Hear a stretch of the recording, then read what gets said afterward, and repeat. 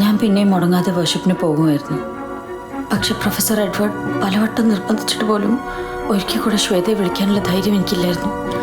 അങ്ങനെ ഇരിക്കെ പിന്നെയും 4-5 മാസങ്ങൾ കൂടെ കഴിഞ്ഞാണ് എന്നെപ്പോലെ ഞെട്ടിച്ചുകൊണ്ട് ശ്വേത യൂണിവേഴ്സിറ്റി ലൈബ്രറിയിൽ വെച്ച് അൺകോൺഷ്യസ് ആവുന്നതും പ്രഗ്നൻ്റ് ആണെന്ന് അറിയുന്നതും ഒക്കെ. അത് ശരിക്കും എനിക്കൊരു പിടിവള്ളിയായിരുന്നു. കിട്ടിയ ഗിഫ്റ്റിന് നേരിട്ട് ചെന്ന് നന്ദി അറിയിക്കണമെന്നും അല്ലെങ്കിൽ അത് വലിയ കുഴപ്പമാവെന്നൊക്കെ പറഞ്ഞ് ഞാൻ അവളെ നിർബന്ധിച്ച് വീണ്ടും അവിടെ കൊണ്ടുപോയി. വിവരം അറിഞ്ഞ് പ്രൊഫസർ എഡ്വേർഡ് ശ്വേതയ്ക്ക് മുന്നിൽ വെച്ചത് ഒരു സ്ട്രേഞ്ച് കണ്ടീഷനാണ്. പിറന്നാളുടൻ കുഞ്ഞിനെ അവർക്ക് സമർപ്പിക്കണമെന്നും അവരുടെ രീതികൾക്കനുസരിച്ച് അതിനെ ബാപ്റ്റൈസ് ചെയ്യണമെന്നൊക്കെ പറഞ്ഞപ്പോൾ സ്വാഭാവികമായും ശ്വേതയ്ക്ക് അത് ഉൾക്കൊള്ളാനായില്ല. അതൊന്നും പറ്റില്ല എന്ന് അവൾ തീർത്തു പറഞ്ഞു. ധിക്കരിച്ചാൽ ശിക്ഷ അതികഠിനമായിരിക്കുമെന്നും മറ്റും പറഞ്ഞ് അയാൾ അവളെ ത്രെറ്റൻ ചെയ്തു. കാര്യങ്ങൾ വഷളാവെന്ന് കണ്ട് ഞാൻ പ്രൊഫസറോട് നേരിട്ട് സംസാരിച്ചു. പക്ഷെ അപ്പോഴും അയാൾ പറഞ്ഞ കാര്യങ്ങൾ ഒട്ടും സുഖകരമായിരുന്നില്ല.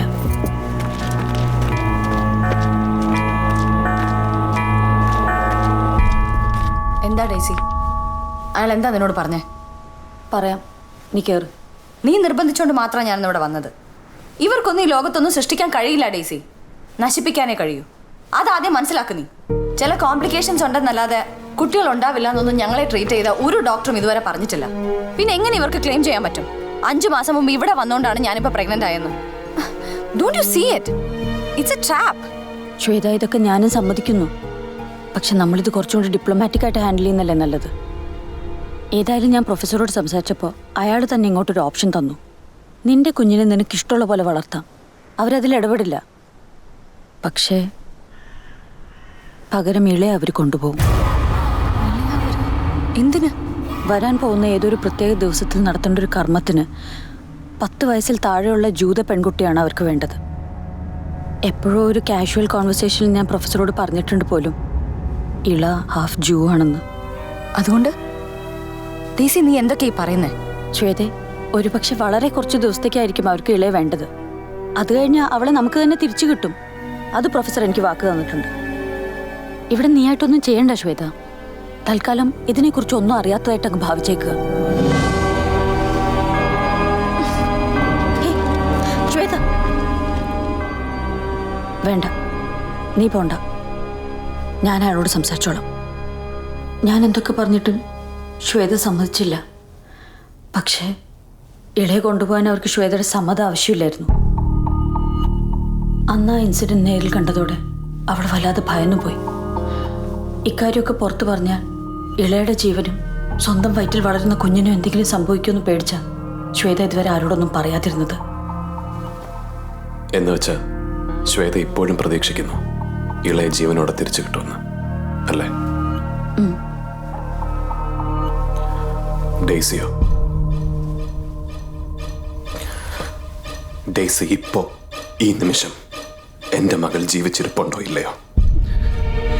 എനിക്കറിയില്ല ആഡം, സത്യമായിട്ടും എനിക്കറിയില്ല. ഏതാണ് പ്രത്യേക ദിവസമെന്നോ അന്ന് അവരിളെ എന്താ ചെയ്യാൻ പോകുന്നതെന്നോ ഒന്നും എനിക്കറിയില്ല.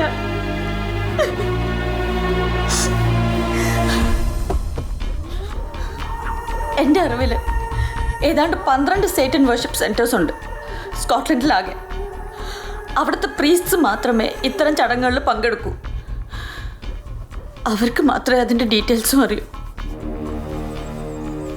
പ്രൊഫസർ എന്തിനാ ശ്വേതയ്ക്ക് ജനിക്കാൻ പോകുന്ന കുഞ്ഞിനെ വേണമെന്ന് പറഞ്ഞ? വെറുതെ ആയിരുന്നു അതൊക്കെ. ഇളയ ആദ്യം മുതൽ അവരുടെ ടാർഗറ്റ്. ശ്വേത എങ്ങനെയും വർഷിപ്പിന് കൊണ്ടുവരണമെന്ന് പ്രൊഫസർ എന്നെ പലപ്പോഴും നിർബന്ധിച്ചത് ഇളയെ മുന്നിൽ കണ്ട. അതിന്റെ കാരണം നിനക്ക് മനസ്സിലായില്ലേ? അവരെ സംബന്ധിച്ച് കിട്ടാവുന്നതിൽ ഏറ്റവും സേഫസ്റ്റ് വിക്ടിമാണ് ഇള. അല്ലാതെ ഒരു ജൂത പെൺകുട്ടിയെ തട്ടിയെടുത്ത സ്വാഭാവികമായും പ്രീവിയസ് ഹിസ്റ്ററി വെച്ച് പോലീസ് അന്വേഷണം ഇവരിലേക്ക് തന്നെ ആവും എത്തുക.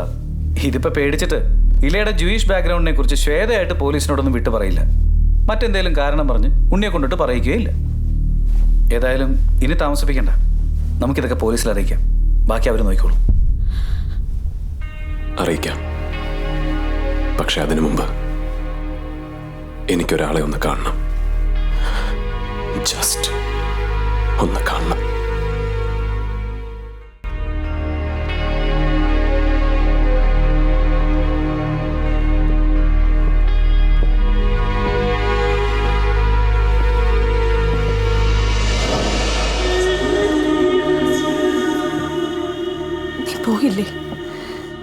ഞാൻ എത്ര തവണ വിളിച്ചു, നീ എന്താ ഫോൺ എടുക്കാത്തെ?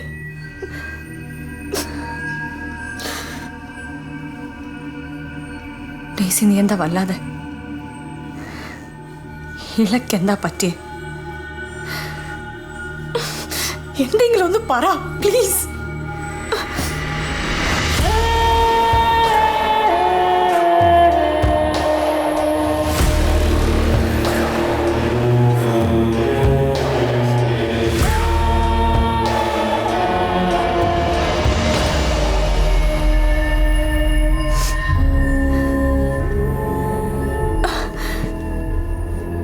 ഇങ്ങനെയൊക്കെ സംഭവിക്കുന്നു ഞാൻ ഒരിക്കലും വിചാരിച്ചതല്ല.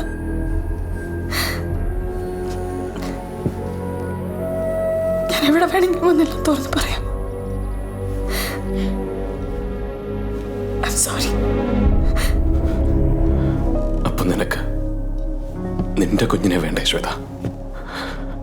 നീ നൊന്ത് പ്രസവിക്കാൻ പോകുന്ന നിന്റെ സ്വന്തം കുഞ്ഞിനെ ഇങ്ങനെ ഒരു ക്രൈമിൽ ഡയറക്റ്റായോ അല്ലാതെയോ ഇൻവോൾവ് ആയാൽ ഇവിടെ കിട്ടാവുന്ന ശിക്ഷ എന്താണെന്ന് നിനക്കറിയും. നീ പ്രഗ്നന്റ് ആണെന്ന കൺസിഡറേഷൻ പോലും ഈ നാട്ടിലെ നിയമം നിനക്ക് തരില്ല ശ്വേത.